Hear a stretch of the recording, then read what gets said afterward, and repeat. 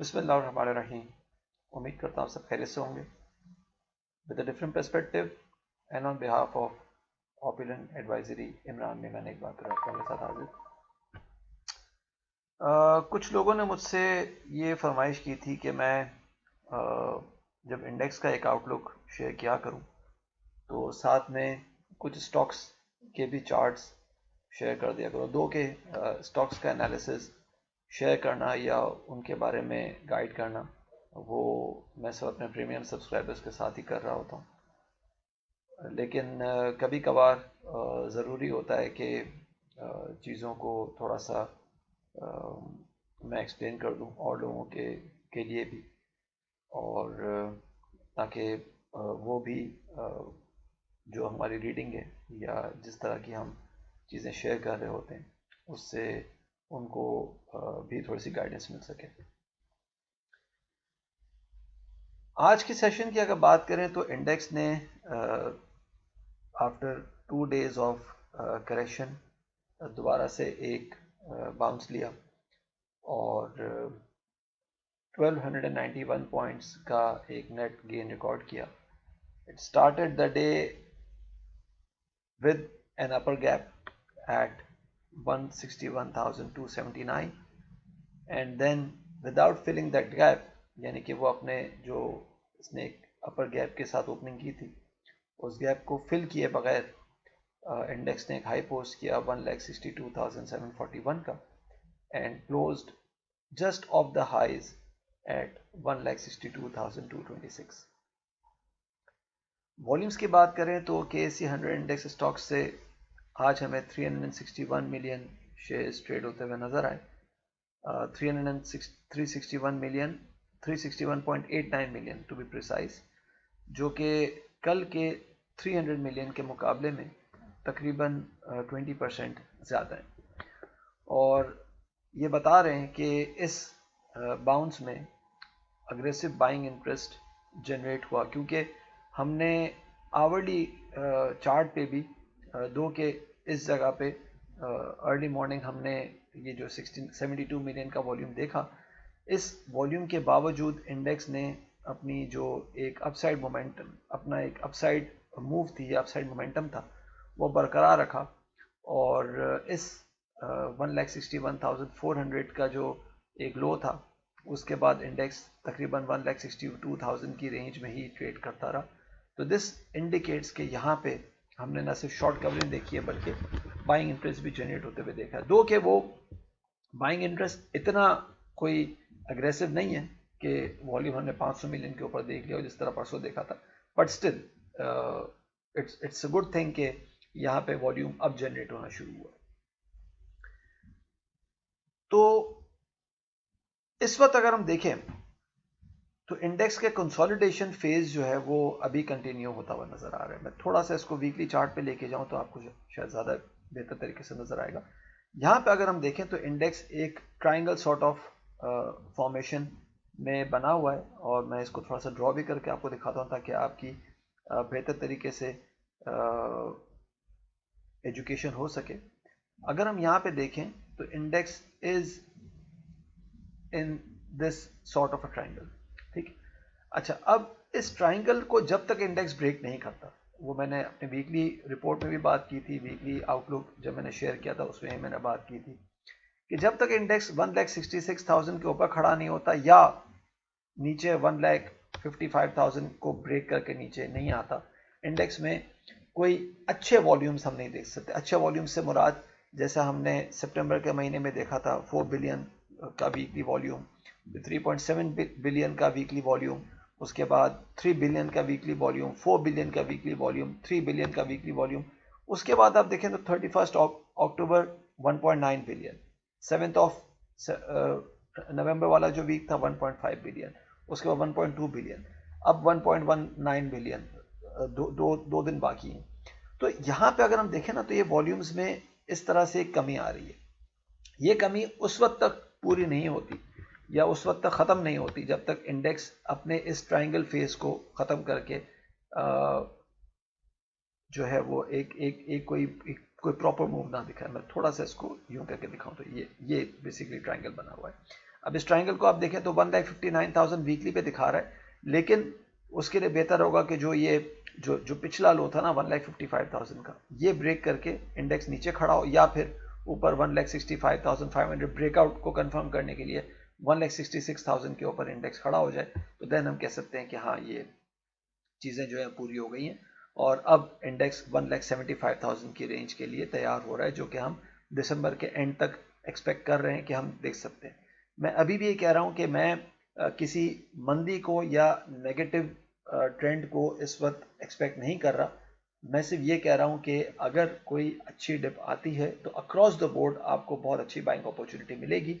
वो अच्छी डिप तकरीबन 1,55,000 से 1,51,000 की रेंज की बन सकती है और हम एक्सपेक्ट कर रहे हैं कि बाय एंड ऑफ नवंबर हम ये डिप देख सकते हैं। That can give you a very good buying opportunity across the board, किसी स्पेसिफिक स्टॉक में, किसी स्पेसिफिक सेक्टर में नहीं, अक्रॉस द बोर्ड। और यही चीज़ आपको याद होगा कि जब मई का महीना था और जब हम पाकिस्तान इंडिया की वॉर के एक चुंगल में फंसे हुए थे, उस वक्त भी लोग कह रहे थे कि मार्केट से भाग जाओ, मार्केट तबाह कर देगी, बर्बाद कर देगी। एंड अगर आप मेरे ट्विटर हैंडल को जाके फॉलो करें, आप मेरे फेसबुक पेज को देखें, आप मेरे यूट्यूब वीडियोस को देखें, या वो लोग जो व्हाट्सएप पे मेरे प्रीमियम सब्सक्राइबर्स हैं, उन सबको मैं इन डेट्स में कह रहा था कि बाय बाय बाय, जितना हो सकता है बाय करें।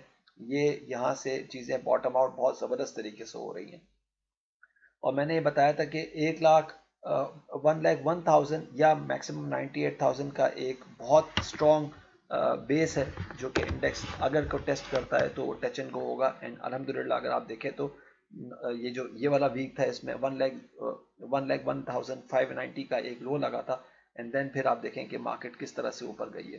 तो मैं अभी भी ये कह रहा हूँ कि किसी किस्म की कोई मंदी नहीं है। हाँ, correction is a very good thing, और करेक्शन मैं समझता हूँ कि 1,55,000 से 1,51,000 तक हो तो एक अच्छी आपको बाइंग अपॉर्चुनिटी मिलेगी। इसको एक और एंगल से देखते हैं।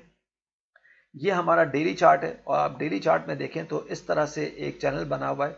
इस चैनल का भी टॉप तकरीबन आप ये समझें कि अगर हम परसों तक की बात करें, यस परसों तक की बात करें, यानी कि 21 नवंबर तक की, तो ये 1,65,800 की रेंज दिखा रहा है। यहाँ पे एक टॉप लग सकता है, लेकिन ये टॉप अगर ब्रेक होगा तो फिर 1,69,000 का एक और स्ट्रॉन्ग रेजिस्टेंस इंडेक्स के लिए मौजूद है।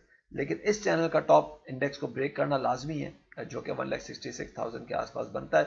अगर ऐसा नहीं होता तो इंडेक्स तकरीबन आप समझें कि by the end of November 1,53,700 या 1,54,000 की रेंज टेस्ट कर सकता है।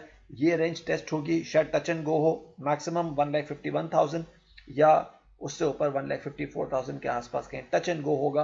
और इंशाल्लाह ताला फिर वहां से हम बहुत ज़बरदस्त किस्म का बाउंस देख सकेंगे with aggressive volumes across the board. तो ये तो बात हो गई। अच्छा, मैं अगर आने वाले सेशन की सिर्फ बात करूं, जो कि मैं फिर उसके बाद जो जो जो टॉपिक्स हैं वो डिस्कस कर लूँगा। तो अगर सिर्फ आने वाले सेशन की बात करूं तो आने वाले सेशन में भी अगर आप देखें तो इंडेक्स इस तरह का एक अगेन एक ट्राइंगल दिखा रहा है। और इस ट्राइंगल के लिए बहुत ज़रूरी है कि कल का सेशन दो के इंडेक्स ने यहाँ पे एक इन्वर्टेड हैमर बनाया है आवरली पे विद गुड वॉल्यूम्स। तो ये बता रहा है कि कल के दिन हम शायद 1,62,800 से लेके 1,63,500 की एक रेंज के टेस्ट होते हुए देख सकते हैं। वहां देखना होगा कि प्रॉफिट टेकिंग जनरेट होती है तो फिर इंडेक्स इंट्राडे बेसिस से 1,61,500 का एक लेवल टेस्ट कर सकता है। लेकिन 1,61,000 का लेवल अगर टूटता है तो फिर 1,59,800 के लिए हमें तैयार होना चाहिए। अपसाइड पे 1,63,500 का लेवल अगर टूटता है तो फिर इंडेक्स इस रेंज को, जो कि यहाँ पे मैं ये ड्रॉ करने लगा हूँ, यहाँ पे तकरीबन कहीं 1,64,000 को कहीं जाके टेस्ट कर सकता है। अगर 1,63,500 का लेवल टूटता है तो 1,64,000 या 1,64,200 की रेंज नज़र आ सकती है। लेकिन अगेन वो भी एक शायद लिमिटेड अपसाइड ही होगा। अब आगे हम डिस्कस कर लेते हैं कुछ स्टॉक्स को।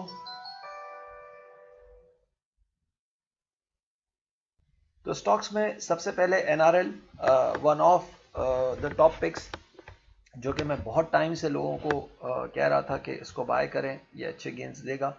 और अच्छे गेंस देने के बाद इस वक्त भी इसने एक नया हाई पोस्ट किया है, और उस नए हाई पोस्ट करने के साथ साथ उसने नए हाई पे क्लोजिंग भी की है। सिर्फ नया हाई पोस्ट नहीं किया बल्कि नए हाई पे क्लोजिंग भी की है। और ये नए हाई से क्लोजिंग का मुराद ये है कि इसने तकरीबन, आप ये समझें कि अगर मैं इस वक्त बात करूं जो आज से इसने क्लोजिंग दिखाई है, दो कि ये हम इसमें अभी महीने की क्लोजिंग नहीं हुई, लेकिन अगर हम बात करें तो इसने जो लास्ट मंथ का हाई था 447 वो ब्रेक कर किया है, लेकिन अगेन उसके ऊपर क्लोजिंग अभी नहीं आई। उसके ऊपर क्लोजिंग लाजमी है कि ये हो, और एनआरएल के लिए बहुत ज़रूरी है कि ये अपनी जो कंसोलिडेशन फेज़ है, जो जो जो मंथली कंसोलिडेशन है, वो इसने यहाँ पे ब्रेक की थी 380 पे।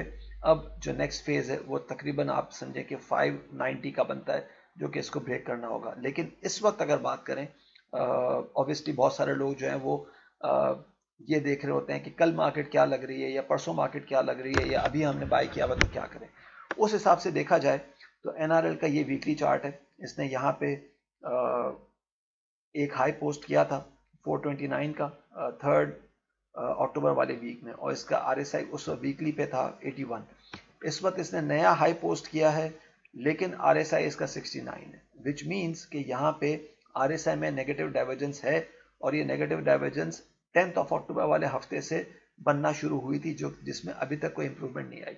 साथ साथ अगर देखा जाए तो ये जो दिसंबर में इसने हाई पोस्ट किया था 341 का, वहां से अगर ट्रेंड लाइन बनाई जाए और नीचे से ट्रेंड लाइन बनाई जाए, तो आप बिल्कुल देख सकते हैं कि एक सॉर्ट ऑफ ट्राइंगल या बॉटल नेक बनाता हुआ दिखा रहा है, जिसको हम टेक्निकल लैंग्वेज में राइजिंग वेज कहते हैं। Rising veg with negative divergence in RSI is always an indication कि यहाँ पे एक साइकिल टॉप इसका बन रहा है। अब इस साइकिल टॉप को ब्रेक करने के लिए, जैसे मैंने बताया कि इसको 590 से ऊपर तो ब्रेक करना होगा, लेकिन 590 का मतलब ये है कि यहाँ से 150 रुपये ऊपर। अभी हम 150 रुपये की बात नहीं करते, अभी हम बात करते हैं कि इस हफ्ते में क्या लग रहा है। इस हफ्ते में एनआरएल को 490 के ऊपर होल्ड करना होगा in order to be able to target 590, जो कि थोड़ा सा मुश्किल है, लेकिन 490 का लेवल हमें देखना होगा कि ये किस तरह से होल्ड करता है। अगर ये 490 का लेवल होल्ड नहीं करता, और जिस तरह से इसने आज के हाई के बाद एक ये यहाँ पे एक छोटी सी विक बनाई है, जिसका इतनी ज़्यादा सिग्निफिकेंस नहीं है, अगर हम इसको डे पे भी लेके जाएं तो इतनी ज़्यादा सिग्निफिकेंस नहीं है। लेकिन अगर ये जो विक बनाई है, अगर हम ये कहते हैं कि हाँ ये टॉप लग चुका, या कल ये दोबारा 450 या 455 का हाई बना के करेक्शन लेता है, तो it can come to the level of 330 और 310। ये वो लेवल है जो अच्छी बाइंग इसमें ट्रिगर कर सकेगा। साथ साथ अगर हम यहाँ पे देखें तो एनआरएल ने वीकली टर्म्स पे यहाँ पे अगर हम यूं बात करें तो एक जो ट्रेंड लाइन बनाई है, अगर हम इस ट्रेंड लाइन को बिल्कुल प्रिसाइसली देखें तो यहाँ पे भी हम देख सकते हैं कि इस जगह पे इसने 1, 2 और 3 दफ़ा एक अटेम्प्ट लिया था ब्रेकआउट लेने का। फोर्थ अटेम्प्ट अभी ये ले रहा है, लेकिन अगेन फोर्थ अटेम्प्ट के ऊपर आरएसआई इज नॉट सपोर्टिव। तो देखना ये होगा कि जो पिछले 3 अटेम्प्ट से क्या इसमें रिपीटेशन हो सकती है। अगर हो सकती है और एनआरएल अगर ये 410 के नीचे आता है, तो ये फिर हम देख सकते हैं कि तकरीबन 320 का लेवल ये बड़े आराम से कहीं टेस्ट कर सकेगा। 320 से 340 का लेवल जो है वो कहीं टेस्ट कर सकेगा। अगर मैं यहाँ पे इस ट्रेंड लाइन की बात करूं तो यस एग्जैक्टली 320 का लेवल है जो ये टेस्ट कर सकेगा। इसको अब जो लोग बाय करके बैठे हुए हैं, और जो लोग जिन्होंने पहले से बाय किया हुआ है या जिन्होंने आज बाय किया और वो चाह रहे हैं कि हम इसको मजीद ऊपर जाता हुआ देखें, वो 410 का अब स्टॉप लॉस या ट्रेडिंग स्टॉप लॉस इसमें रख सकते हैं, क्योंकि 410 का लेवल टूटता है तो ये तकरीबन 320 तक नीचे आ सकता है। दूसरा स्टॉक है पीआरएल। पीआरएल में यहाँ पे अगर हम देखें तो 2 अक्टूबर से इसने एक मूव लिया था, और उस मूव के बाद यहाँ पे इसने एक ब्रेकआउट लिया 7 नवंबर को 3650 के ऊपर आके इसने यहाँ पे एक ब्रेकआउट लिया। अच्छा, टेक्स्ट बुक ये कहती है, जो लोग टेक्निकल्स को देखते हैं, टेक्स्ट बुक ये कहती है कि जब भी कोई स्टॉक या जब भी कोई इंस्ट्रूमेंट एक ब्रेकआउट लेता है तो उस ब्रेकआउट के बाद उस लेवल को रीटेस्ट जरूर करता है। अब यहाँ पे अगर हम देखें तो इसने यहाँ पे एक ब्रेकआउट लिया और उस ब्रेकआउट के ऊपर यहाँ पे हमने एक मूव लिया, लेकिन फिर उसके बाद ये दोबारा से नीचे आया, विच मीन्स कि यहाँ पे इसने इस ब्रेकआउट का जो रेजिस्टेंस जो कि सपोर्ट बन चुका था उसको यहाँ पे आके इसने रीटेस्ट किया, और रीटेस्ट करने के बाद 1 2 3 4 5 सेशंस इसने इस लाइन को, जो कि राइजिंग ट्रेंड लाइन बन चुकी थी, इस फॉलिंग ट्रेंड लाइन के जो इसको रीटेस्ट किया, और रीटेस्ट करने के बाद इस राइजिंग लाइन के ऊपर इसने बार बार सपोर्ट लिए। आज भी इसने 2 के इंट्राडे बेसिस पे एक फॉल लिया 36 रुपीज एंड 62 पैसा का, लेकिन क्लोजिंग इस ट्रेंड लाइन से थोड़ा सा आप ये देख सकते हैं कि बिल्कुल एक ट्रेंड लाइन को उसने टेस्ट किया है और उससे थोड़ा सा ऊपर क्लोजिंग की है, विच इंडिकेट्स कि यहाँ पे जो PRL है वो एक इस ब्रेकआउट के बाद यहाँ पे अब सपोर्ट लेना शुरू कर रहा है। लेकिन अगर ये 36 का लेवल तोड़ता है तो फिर ये 33 तक जा सकता है, तो इसलिए बेहतर है कि इस वक्त 35.90 का आप अपने पास स्टॉप लॉस रखें, क्योंकि ये लेवल अगर टूटता है तो ये 33 तक जा सकता है। लेकिन अगर ये लेवल नहीं टूटता और ये ऊपर ही जाता रहता है तो तकरीबन आप ये समझें कि इसको 38.50 के आसपास कहीं एक प्रॉब्लम नजर आ सकता है। 38.50 ये तोड़ता है तो फिर ये अगला लेवल जो इस ट्रेंड लाइन का टॉप था, ये वाला यहां पे कहीं ये 41 का लेवल कहीं टेस्ट करता हुआ नजर आ सकेगा। इसके बाद हम बात करते हैं DSL। DSL में मैंने लास्ट फरवरी में, यानी कि जो 2025 का फरवरी था, इसमें मैंने तकरीबन 5 रुपए के आसपास इसमें मैंने बाय कॉल दी थी, और उसके बाद इसने तकरीबन 11 साढ़े 10 रुपए या 11 रुपए का इसने हाई पोस्ट किया। अब ये अपने करेक्शन में, यानी कि 100% गेन ऑलरेडी दे चुका है। अब जो करेक्शन इसका है उसको देख लेते हैं कि इस करेक्शन में आपने बाइंग अपॉर्चुनिटी किस तरह से ढूंढनी है। यहां पे इसने एक हाई पोस्ट किया था सितंबर के महीने में 10 रुपए 60 पैसा का। यहां से ये नीचे आना शुरू हुआ और नीचे आते आते आते आते आते परसों इसने 7 रुपीज एंड 52 पैसा का लो पोस्ट किया। अब ये 7 रुपीज एंड 52 पैसा का जो लो पोस्ट किया, इसमें एक मजे की बात यह है कि यहाँ पे RSI अगर आप लेफ्ट साइड पे इस जगह पे देखें तो यहाँ पे RSI इसका 27 है, जबकि इससे पहले जो इसने लो पोस्ट किया था तकरीबन 7 रुपीज एंड 76 पैसा का, उस वक्त RSI 25 पे था। तो यानी कि प्राइस में नया लो लगा और RSI में नया लो नहीं लगा, विच मीन्स कि यहाँ पे इस जगह पे आके इसका करेक्शन कहीं अच्छी तरह से कंप्लीट हुआ है। और साथ में अगर फिबोनाची को देखा जाए तो फिबोनाची के बेस पे तकरीबन अगर आप देखें तो इसने 261% से थोड़ा सा ऊपर 250% के आसपास इसने अपना कहीं करेक्शन पूरा किया होगा। मैं इसको यहाँ पे फिबोनाची पे नंबर्स भी इसके ड्रॉ कर लेता हूँ।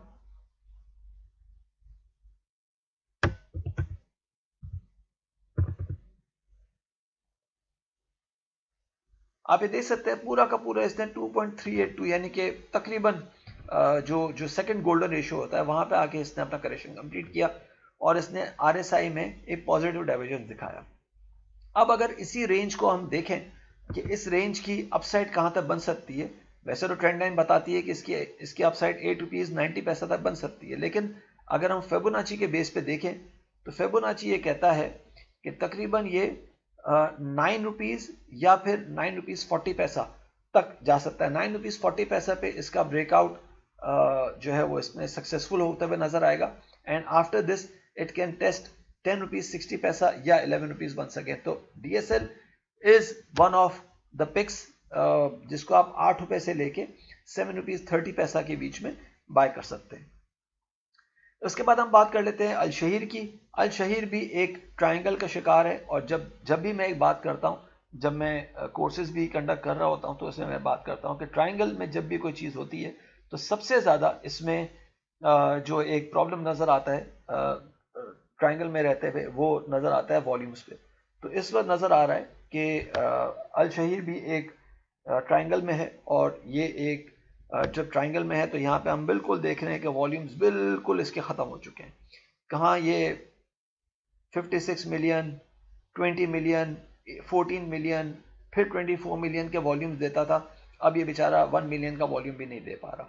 तो ये दिस इज एन इंडिकेशन कि यहाँ पे एक ट्राइंगल का शिकार है, और ये ट्राइंगल इस वक्त नजर आ रहा है कि तकरीबन आप ये समझे कि 14 रुपीज़ 40 पैसा या 14 रुपीज़ 20 पैसा के आसपास आके ये ट्राइंगल कहीं इसका सपोर्ट बन सकता है। लेकिन अगर ये ट्राइंगल टूटता है तो फिर इसमें बहुत बुरी तरह से करेक्शन आ सकती है, और वो करेक्शन तकरीबन इसको आप ये समझें कि 13 रुपीज़ 50 पैसा से लेके तकरीबन आप ये समझें कि जो पिछला लो था 12 रुपए वाला, वो कहीं दिखा सकता है। लेकिन अगर ये ट्राइंगल इसी तरह से रहता है और ये यहाँ पे आके 15 रुपीज़ 50 पैसा के ऊपर ब्रेक करने में कामयाब होता है, तो फिर हम इसको देख सकेंगे कि ये आप ये समझें कि ऑलमोस्ट 18 रुपीज़ से 21 रुपीज़ तक जा सकेगा। अच्छा, इसमें एक और भी जो इंटरेस्टिंग पॉइंट है वो ये है कि यहाँ पे इसने, मैं थोड़ा सा इस फिबोनाची को थोड़ा सिंप्लीफाई करता हूँ, और हम ये देख सकते हैं कि इस जगह पे इसने एक हैमर बनाया था, ठीक है, और यहाँ पे इसने इस ट्रेंड लाइन को टेस्ट भी किया, हैमर बनाया। इस जगह पे इसका 61% करेक्शन कंप्लीट हुआ था, यानी कि इट्स अ गोल्डन रेशियो। अब यहाँ पे अगर 61% करेक्शन कंप्लीट हुआ तो इस के बेस पे हम ये देख सकते हैं कि ये दोबारा से अपना 61% का लेवल जो है वो कहीं हिट कर सकता है, और वो 61% का लेवल जो है वो तकरीबन कोई 17 रुपीज़ के आसपास बन सकता है। दिस इज अ पॉइंट जो कि इसको फेवर कर रहा है कि ये ट्राइंगल अगर ब्रेक करेगा तो ऊपर की तरफ करेगा। तो Al Shaheer can be a good buy between 15 and 14 rupees 30 पैसा with a stop loss at 13 rupees and 80 पैसा, क्योंकि 13 rupees 80 पैसा का जिस तरह मैंने बताया कि ये लेवल अगर टूटता है तो ये तकरीबन कोई 12 रुपए तक जा सकता है। तो 13 rupees 80 पैसा should be your stop loss, and your target can be 17 rupees followed by 17 rupees and 80 पैसा। 17 रुपीज एंड 80 पैसा से ऊपर अगर रहता है तो ये 21 तक बड़े आराम से जा सकता है।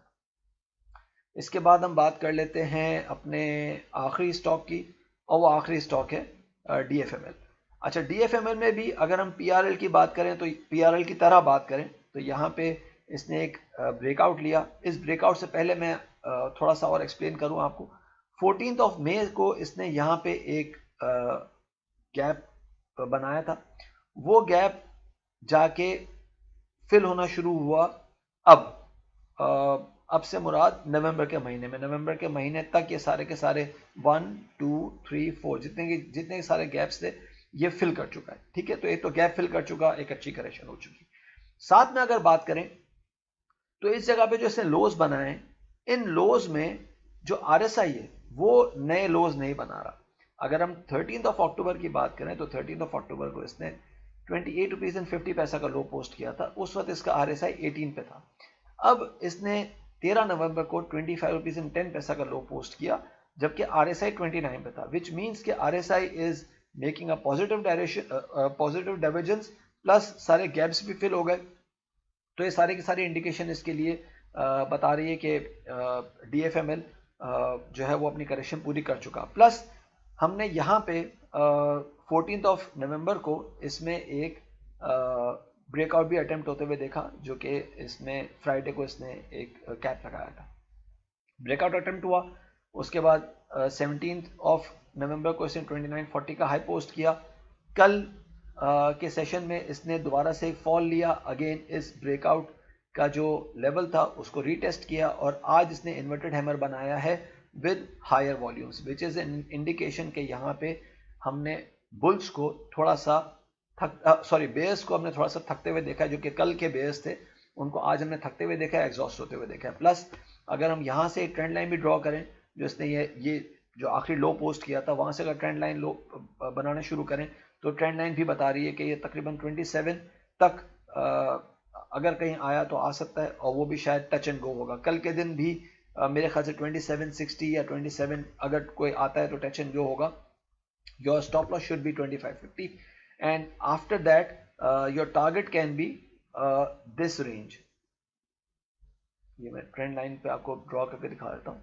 Your target can be 32 rupees. 32 rupees पे इसका असेंडिंग जो ट्राइंगल है वो कहीं बनता हुआ नजर आएगा, और उसके बाद अगर मैं यहाँ पे ड्रॉ भी करूँ ना तो आप ये देख सकते हैं कि ये असेंडिंग ट्राइंगल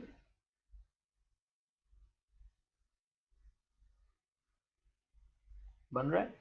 और असेंडिंग ट्राइंगल का ब्रेकआउट अगर 32 रुपीज़ 50 पैसा से ऊपर ऊपर होता है तो फिर ये बड़े आराम से, जो इसका पिछला ये वाला हाई था सितंबर वाला 38 का, वो बड़े आराम से टारगेट कर सकता है। कैसा लगा वीडियो, अपनी राय से प्लीज़ ज़रूर आगाह कीजिएगा, अपनी दुआ में याद रखिएगा। बहुत लंबा वीडियो हो गया लेकिन क्या करूँ, स्टॉक्स भी कवर करने थे और डिटेल में डिस्कस करना था, तो अगर किसी को लंबा वीडियो लगा हो तो उसके लिए माजरत, लेकिन आप लोगों के साथ चीज़ें डिस्कस करनी थी और चीज़ें शेयर करनी थी। अब सॉरी, ज़रा चार्ट मेरा ऑटो रिफ्रेश पे चला गया था, तो अपनी दुआ में याद रखिएगा, अपनी राय से प्लीज़ ज़रूर आगाह कीजिएगा। और प्रीमियम सब्सक्रिप्शन के लिए दिए हुए लिंक में जो डिस्क्रिप्शन में मेरे कॉन्टैक्ट नंबर्स हैं उस पर आप मुझसे कॉन्टैक्ट कर सकते हैं। मैं अगेन रिक्वेस्ट कर रहा हूँ कि व्हाट्सएप पे आप टेक्स्ट या वॉइस नोट भेज के मुझसे चीज़ें डिस्कस कर सकते हैं। कॉल प्लीज़ मत कीजिएगा क्योंकि मैं यूएई में हूँ और यूएई में व्हाट्सएप कॉल जो है वो नहीं चलती। बहुत शुक्रिया, अल्लाह हाफिज़।